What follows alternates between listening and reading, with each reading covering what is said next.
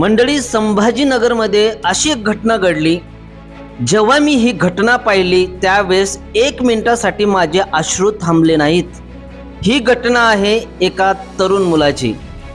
आईवडिलांनी आयफोन घेऊन दिला नाही या हट्टापोटी तो एका मोठ्या डोंगराळ भागावर डोंगरावरती चढला आणि खाली मोठी खोल दरी होती आणि तिथून तो आईवडिलांना धमकावू लागला की मी आता आत्महत्या करतोय. आणि अशातच आईवडील घाबरले. वडील त्याच्याजवळ गेले. वडिलांनी त्याचा हात पकडला.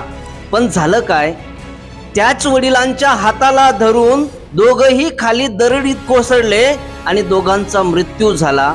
आणि हा थरारक मृत्यू बघून आईने सुद्धा वरून उडी मारली. आणि एका आयफोनसाठी जी नष्ट होणारी गोष्ट आहे, जिची व्हॅल्यू कमी होणार आहे फ्युचरमध्ये, याच्यासाठी अख्खा कुटुंब, संपूर्ण कुटुंब उद्ध्वस्त झालं.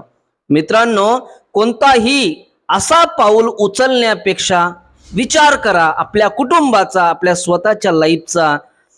हे जीवन परत परत मिळत नाही, म्हणून असे पावलं कधी उचलूच नका.